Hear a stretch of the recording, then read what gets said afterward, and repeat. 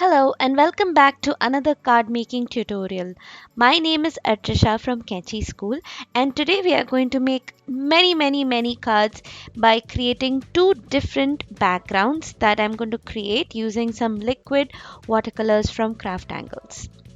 For my base, I'm going to use some Craftangles watercolor paper, and I'm using the A5 sheet and just cutting it into two to make two card panels. I'm going to start working on the first card panel, and I'm making sure that since I'm going to be blending a lot of colors, I have chosen colors from the same color family so that when they mix they don't form a brown. So this one is all about blues, greens and purples. As you saw, the first step that I did was entirely wet my panel. This will enable easier flow of my colors. Now let me tell you, I am a total amateur at watercoloring and all of these techniques, but I love playing with them.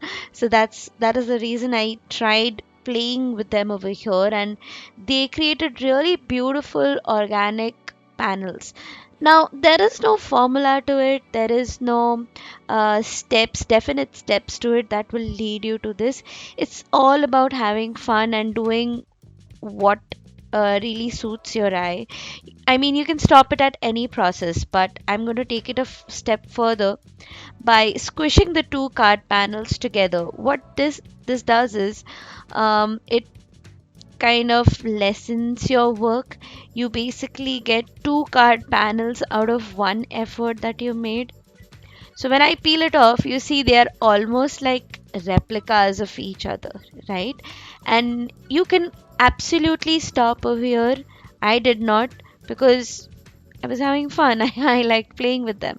So I'm just going around with more of the same paint. I'm splattering more water and trying to make it more vibrant and move it around here and there by tilting my card panel or adding more water to it.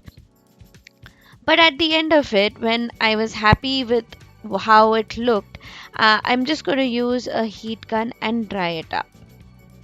If you would like to know the names of the paints that I've used here, please go in the description box, and there you should find a link to the blog. And in the blog, you'll find the details of all the Craftangles products that I've used. Okay, like you can see, like a cheapster, I'm not going to waste all that paint that was on my mat. So I just picked it up after drying the card panels. Now I'm going to repeat the process, but doing this for a different color family, that is yellow, orange and reds, and the process is exactly the same playing, so I'm not going to go through it. But what I'll do is I'll show you something extra that I did.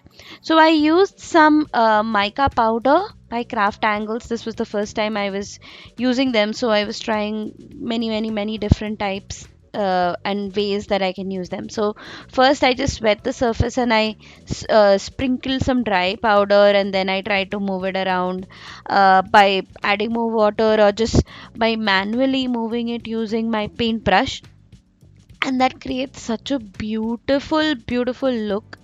There you can see it. Actually, you will see it better when it dries. Right now the panel is entirely wet. Once we dry our panels, you'll see that beautiful shine. Again, not wasting any of those paints which is lying on my mat, okay, because those actually create beautiful patterns as well. If I had an extra sheet, I did not, these were the last two sheets that I had. If I had an extra, I would go ahead and take those extra sheets and collect all the paint to create more panels so that I can make more cards out of less hard work.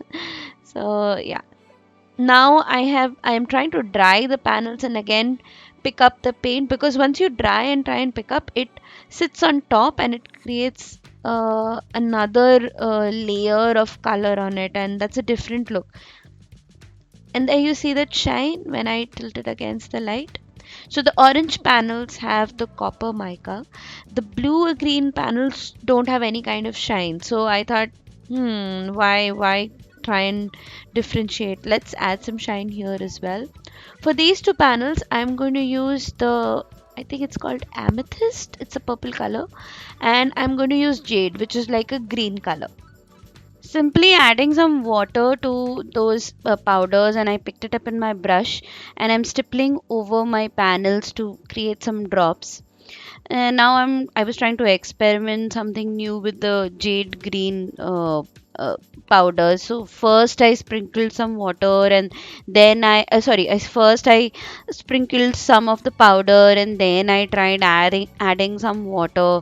Uh, it doesn't work that way. It gives the same look. Okay, you mix it in water and then add it on the panel, or put dry and then put water. It gives you the same look.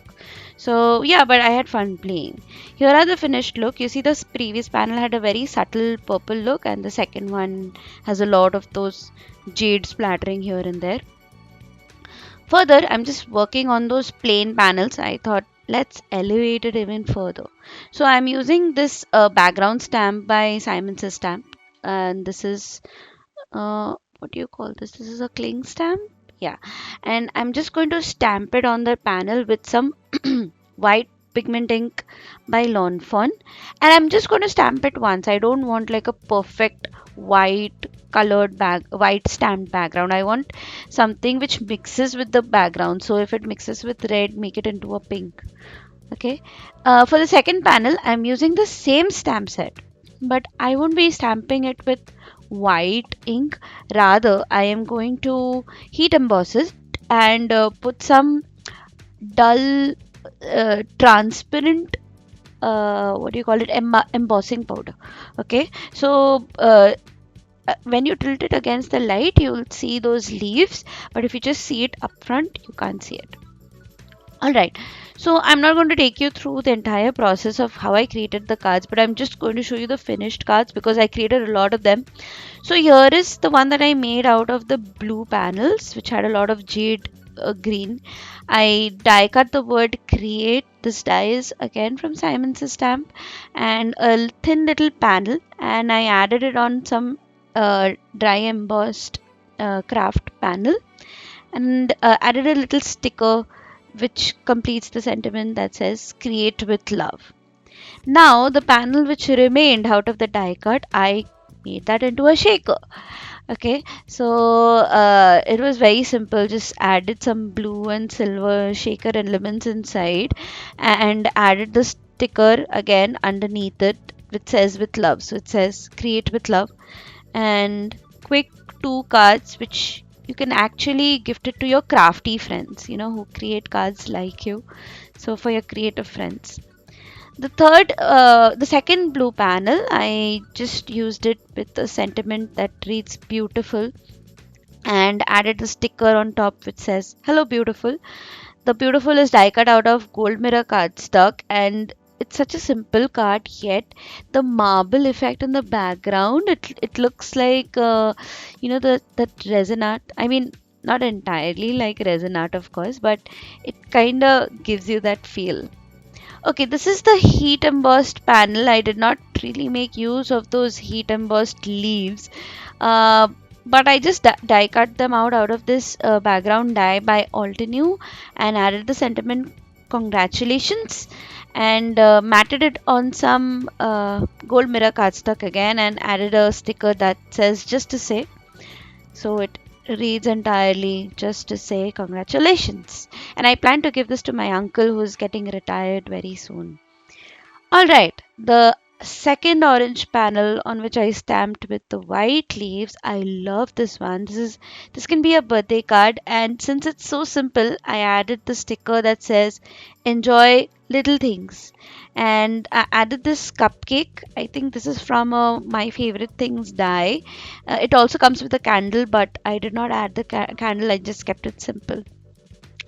And the last card, this is my most favorite card, and I used the entire of the panel and just kept it simple with the friends die, and I have added many layers of those die cuts to give it a 3D look, and a little cute sticker saying I love you friend. So those were all the cards that I created today. I created almost 6 cards, and I'm so happy with myself. If you like this video, don't forget to subscribe to this channel. You can also follow me on Instagram at kenchi.school. Bye!